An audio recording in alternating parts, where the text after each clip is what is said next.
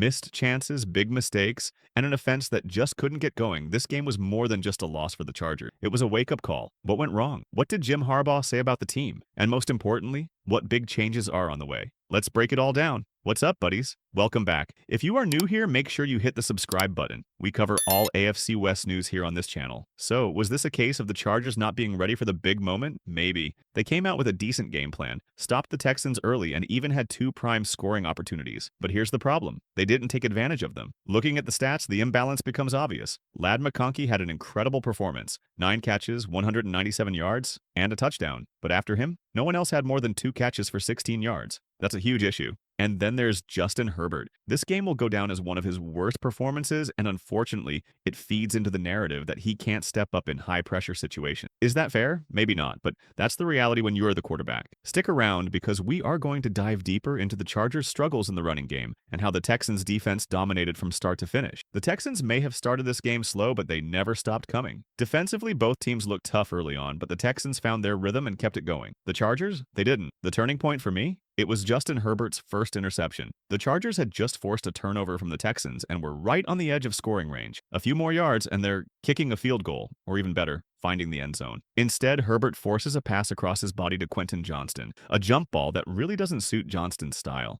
It's picked off, and just like that, instead of a 10-0 or 13-0 game, the momentum completely shifts. Then there's the end of the first half. The Chargers defense allowed 10 points in the last 58 seconds. Think about that. What should have been a 4-point game going into halftime felt more like a 40-point deficit. That's how much the energy shifted. When a team works hard defensively to create turnovers and the offense only puts up 6 points, it's deflating for everyone. The defense plays their hearts out, gets the ball back in great positions, and the offense comes up empty. Add to that the Texans getting the ball right after halftime, and the Chargers just couldn't recover. Mentally, they were checked out. This wasn't the team we saw last week or throughout the season. Now, let's talk about the Texans' offense, especially Nico Collins. Collins was wide open all game. The Texans ran quick routes with ease, and when they started to stretch the field, the Chargers still couldn't stop them. Was it the game plan? Maybe. But I'd say the Chargers' defense just played too soft. The middle of the field was a free pass, and there wasn't enough challenge from the secondary. And then there's the 3rd and 16 play. This was the play of the game. A broken play, a fumble, and somehow the Texans converted it. That flipped the field, flipped the momentum, and if the Chargers had stopped it, they'd be in prime position to score before halftime. Instead, it completely unraveled from there. Now, I know a lot of people are pointing fingers at Justin Herbert and Greg Roman. Look, Herbert didn't play well. It was far from his best game, but to put all the blame on him, that's not the full picture. Roman's game plan wasn't clicking either, and when you have an offensive line that struggles in protection and a lack of reliable weapons outside of Ladd McConkey, this is what happens. The reality is simple. The Chargers were exposed against a team with strong corners, a relentless front, and a balanced game plan. When the fundamentals break down, it doesn't matter how good your quarterback is. Everything falls apart.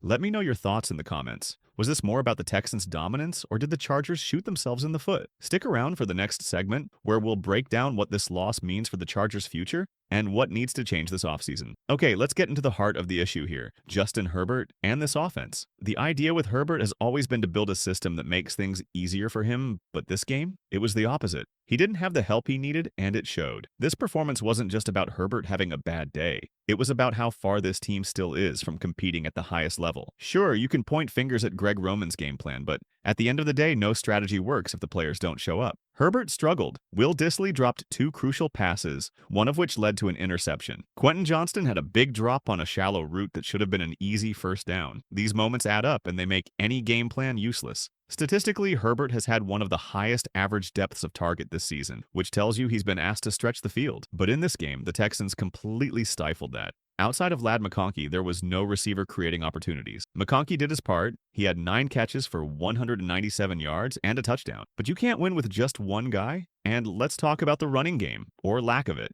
It's been the same story all season. If J.K. Dobbins or Gus Edwards can't get going, the offense stalls. The Texans exposed this weakness, and it goes back to the offensive line. Jim Harbaugh's system has always been built on a physical power run game. Look at his past teams, whether it was at Stanford or with the 49ers, those lines were dominant. This Chargers offensive line isn't there yet, and until they fix that, the offense will struggle. Now, what happened to Quentin Johnston? He had a huge game last week, 13 catches, 186 yards, but today, nothing. This guy feeds off confidence, and when he loses it, it shows. There was absolutely the lack of a quick passing game. This offense relies on play action and deep shots, But when the line can't hold up, they don't. Now let's talk about a recurring theme for this team: inconsistency. All season long, we've seen the Chargers abandon things that work mid-game. Whether it's a quick passing game or sticking with what's effective, it's been the same story. Try something, see results, then move on from it. Greg Roman has to take some accountability for that. At the same time, though, the players didn't show up today. Take Will Dissly, for example. He was good all season for being a solid blocking tight end with reliable hands. But today, he was just a blocking tight end. The drops were costly, routine plays that turned into potential 14-point swings. There was a drop on 2nd and 19 that should have been a first down, and then another that led to a near pick six. Plays like that, they kill momentum, and they play an average NFL tight end has to make every time. At one point, Justin Herbert went 1 for 9 passing. That's just not something we see from him. It was uncharacteristic, and it goes back to the game plan. If your quarterback is struggling, you have to find ways to get him into a rhythm: quick passes, simple completions,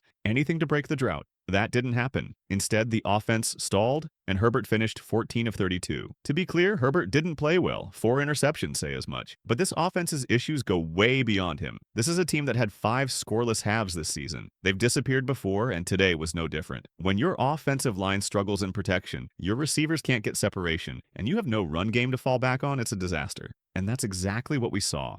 Now, the season is over, and yes, it's tough to end like this. The playoffs are cruel like that. But here's the good news. This was year 1 under Jim Harbaugh. After the game, he called this his favorite team he's ever coached. That says a lot about the foundation being built. Harbaugh's excitement about the Chargers and the organization speaks volumes. This is just the start. It's only going up from here. Now, about the changes. The offensive line needs work, and Trey Pipkins? He won't be back next year, and this is just a quick rundown of why changes are coming. Names like Christian Fulton and Bradley Bozeman highlight the issues on the offensive line. Justin Herbert himself acknowledged it, saying, "It's tough. It's on me. I let the team down. I've got to throw the ball away." And while he's not wrong, he's still the guy you'd take any day as your starting quarterback. The bigger problem was the constant pressure. When you feel like you're always swimming upstream, it forces mistakes. Herbert wasn't getting the time or situations to settle in. Jim Harbaugh addressed this after the game, and here's where it gets interesting. He's a huge Justin Herbert fan, like shockingly enthusiastic about him. Harbaugh praised Herbert as a complete beast, but pointed out something important. A quarterback has to finish their throwing motion. That wasn't happening because Herbert was constantly under pressure. Now, looking ahead, Bradley Bozeman is a free agent,